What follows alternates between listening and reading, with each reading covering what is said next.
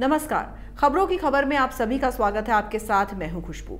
बीते हफ्ते capital building की हिंसा में राष्ट्रपति डोनाल्ड ट्रंप के किरदार को लेकर डेमोक्रेटिक पार्टी ने अमेरिकी संसद में उनके खिलाफ 2 महाभियोग प्रस्ताव पेश किए हैं। इसमें ट्रंप पर विद्रोह को भड़काने का आरोप लगाया गया है और दावा किया गया है कि अमेरिकी संसद में हिंसा को ट्रंप ने सक्रिय रूप से प्रोत्साहित किया। सीनेट की स्पीकर नैन्सी पेलोसी सहित उनकी डेमोक्रेटिक पार्टी के कई दूसरे नेता राष्ट्रपति ट्रंप को इससे पहले व्हाइट हाउस से बाहर करना चाहते हैं। राष्ट्रपति ट्रंप को सत्ता से हटाने का एक तरीका महाभियोग का इस्तेमाल है, जिस पर सीनेट की स्पीकर नैन्सी पेलोसी का जोर अधिक है। ट्रंप के खिलाफ महाभियोग को लेकर स्पीकर नैन्सी पेलोसी ने कहा कि हम अपने संविधान और लोकतंत्र की रक्षा के लिए तत्परता से काम करेंगे, क्योंकि ये राष्ट्रपति दोनों के लिए खतरा है। इस राष्ट्रपति ने हमारे लोकतंत्र पर हमला किया है, इसलिए कार्रवाई की तत्काल जरूरत है। डेमोक्रेट बुधवार को अमेरिकी संसद में हमले और इसके अंदर जबरदस्ती घुसने वाले दंगाइयों को कथित रूप से उकसाने पर राष्ट्रपति के विरोध में महाभियोग या 25वें संशोधन के इस्तेमाल से उन्हें उनके पद से हटाना चाहते हैं। अब आपको बताते हैं कि ये महाभियोग कैसे होगा और क्या राष्ट्रपति ट्रंप इतिहास में 2 बार महाभियोग के दायरे में आने वाले पहले अमेरिकी राष्ट्रपति हो सकते हैं। अमेरिकी कांग्रेस के निचले सदन हाउस ऑफ रिप्रेजेंटेटिव्स में डेमोक्रेटिक पार्टी को बहुमत हासिल है। पार्टी के सदस्य इसी पर काम कर रहे हैं। जो 2 महाभियोग प्रस्ताव पेश किए गए हैं, उनमें से एक डेमोक्रेटिक पार्टी की सदस्य इल्हान उमर द्वारा तैयार किया गया है, तो दूसरा इसी पार्टी के जेमी रस्किन ने तैयार किया है। यहाँ पर ध्यान देने वाली बात यह है कि अगर हाउस में वोट हुआ तो क्या होगा। राष्ट्रपति को हाउस में महाभियोग करने के लिए बहुमत चाहिए। हाउस में बहुमत डेमोक्रेटिक पार्टी को हासिल है, इसलिए इसमें कोई बाधा नहीं होनी चाहिए। ऐसा संभव है कि ट्रंप की रिपब्लिक पार्टी के कुछ सदस्य भी इस मोशन के पक्ष में वोट दें। पिछली बार जब राष्ट्रपति ट्रंप को महाभियोग का सामना करना पड़ा था, तो पूरी प्रक्रिया में महीनों का समय लग गया था। अमेरिकी राष्ट्रपति डोनाल्ड ट्रंप के खिलाफ 2019 में हाउस ऑफ रिप्रेजेंटेटिव्स में महाभियोग प्रस्ताव पास हुआ था। ट्रंप पर महाभियोग चलाने के लिए 18 दिसंबर 2019 को लंबी बहस चली और फिर मतदान हुआ, जिसके पक्ष में 229 मत पड़े।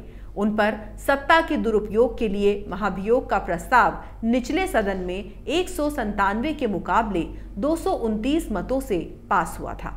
इस तरह अमेरिका के 45वें राष्ट्रपति डोनाल्ड ट्रंप उस देश के इतिहास में तीसरे ऐसे राष्ट्रपति बने थे जिन पर महाभियोग चलाया गया।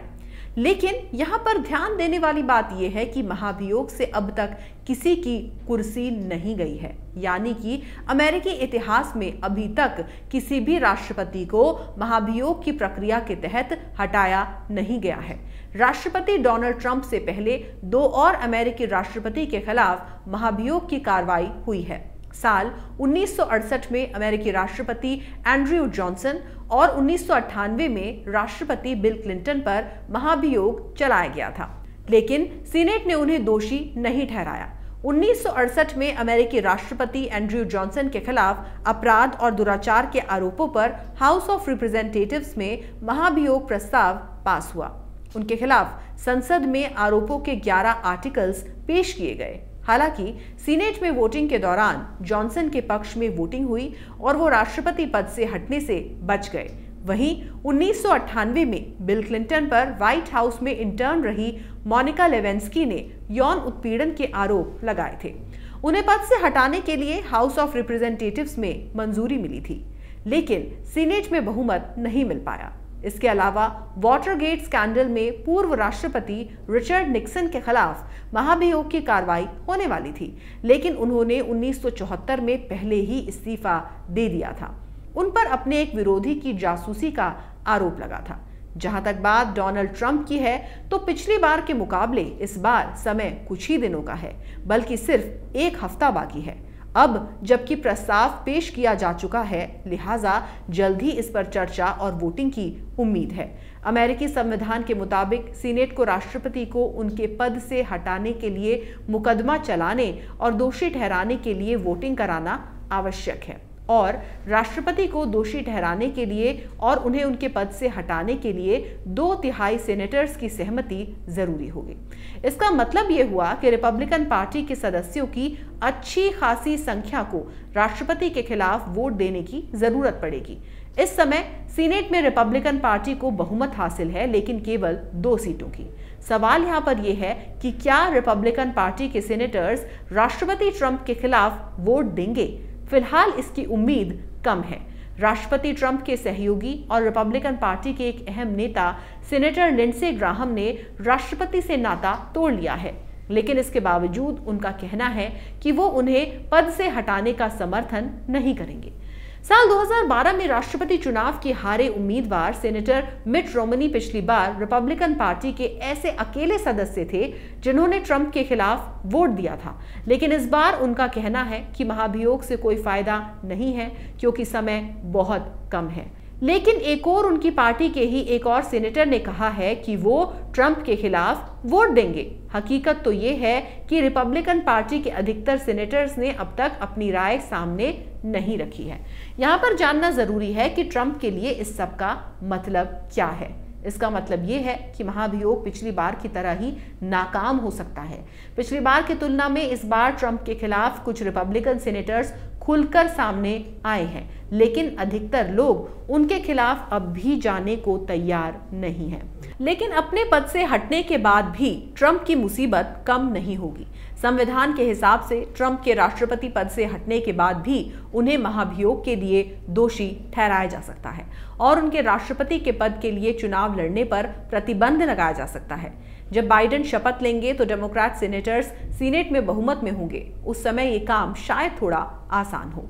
लेकिन यहाँ पर सवाल ये उठता है कि बाइडेन सीनेट में ट्रायल आयोजित करवाना पसंद करेंगे या अपने चुनावी वादों पर अमल करना। सीनेट में बहुमत हासिल करने के बाद भी डेमोक्रेटिक पार्टी को कम से कम 16 रिपब्लिकन सेनेटर्स का समर्थन चाहिए। क्या ये हो सकता है? इस समय ये कहना मुश्किल है। अमेरिका जैसा ऊपर से दिखता है, क्या भीतर से भी वैसा ही है? ट्रंप को पद से हटाने के लिए अमेरिका के पास एक और विकल्प मौजूद है और वो है अमेरिकी संविधान का 25वां संशोधन। स्पीकर नैन्सी पेलोसी की कोशिश होगी कि महाभियोग तक नौबत ना पहुंचे और उपराष्ट्रपति माइक पेंस 25वें संशोधन का इस्तेमाल करके ट्रंप को 20 जनवरी से पहले उन्हें उनके पद से हटा दे और खुद कार्यवाहक राष्ट्रपति बन जाएं। स्पीकर पेलोसी और सीनेट और डेमोक्रेटिक पार्टी के वरिष्ठ नेता चक शूमर ने उपराष्ट्रपति माइक पेंस और ट्रंप की कैबिनेट से आग्रह किया है कि राष्ट्रपति को विद्रोह के लिए उकसाने के लिए उनके पद से हटाया जाए। ऐसा करने के लिए माइक पेंस को 25वें संशोधन का इस्तेमाल करना होगा। 25वां संशोधन उपराष्ट्रपति को कार्यवाहक राष्ट्रपति बनने की उस समय अनुमति देता है जब एक राष्ट्रपति अपने कर्तव्यों को जारी रखने में असमर्थ होता है, जब वो शारीरिक या मानसिक बीमारी के कारण अपने काम से असमर्थ हो जाता है। लेकिन इसके लिए उपराष्ट्रपति पेंस और कम से कम 8 कैबिनेट सदस्यों की रजामंदी की जरूरत होगी, जिसकी फिलहाल संभावना कम है। यहाँ पर डेमोक्रेटिक पार्टी को इस बात का ख्याल रखना पड़ेगा कि सार्वजनिक रूप से ट्रंप के समर्थकों और अमेरिकी नागरिकों को ऐसा ना लगे कि सब राष्ट्रपति के पीछे पड़े हैं। अगर ऐसा हुआ तो ट्रंप के प्रति हमदर्दी बढ़ सकती है, जिसका फायदा वो अगले चुनाव में उठाना चाहेंगे। यूएस सीनेट पर समर्थकों के साथ मिलकर कब्जे की कोशिश के बाद ट्रंप ने अपना इतिहास दागदार कर लिया है। हालांकि उनका कार्यकाल विवादित ही रहा है, लेकिन हाल ही में जो हिंसक घटना हुई है उसे दुनिया भर से आलोचना मिल रही है। इसे लोकतंत्र पर हमला, अमेरिकी इतिहास का सबसे काला दिन, बर्बर युग की वापसी, दुर्भाग्यपूर्ण दिन जैसे बुरे विशेषण दिए गए हैं। इसके पहले ट्रंप बार बार चुनावों में धांधली का आरोप लगा रहे थे, अपने समर्थकों से कह रहे थे कि वो हार नहीं मानेंगे, उन्हें भड़काऊ भाषण दे रहे थे। अगर ऐसा नहीं होता तो हो सकता था कि 20 जनवरी को वो एक सम्मानजनक तरीके से विदाई के हकदार बनते, लेकिन अब उन्हें लंबी कानूनी प्रक्रिया से भी गुजरना पड़ सकता है। ट्रंप समर्थकों की खूनी हिंसा से भड़के उपराष्ट्रपति माइक पेंस ने इसे संसद के इतिहास का काला दिन करार दिया है। उन्होंने कहा है कि हिंसा की कभी जीत नहीं हो सकती है। अमेरिकी राष्ट्रपति डोनाल्ड ट्रंप अपने 4 साल के कार्यकाल में पूरी तरह विवादित रहे। अब जाते जाते उन्होंने अमेरिकी संसद पर कब्जा करने जैसा विवाद भी ओढ़ लिया। इस तरह उन्होंने खुद को पूर्व राष्ट्रपति निक्सन की अगली पंक्ति में खड़ा कर लिया है। ट्रंप ने अपने लिए खुद बदनामी भरी विदाई चुन ली है। अगर आपको हमारा ये वीडियो पसंद आया तो इसे लाइक करें, शेयर करें और कैपिटल टीवी को सब्सक्राइब करें। नमस्कार।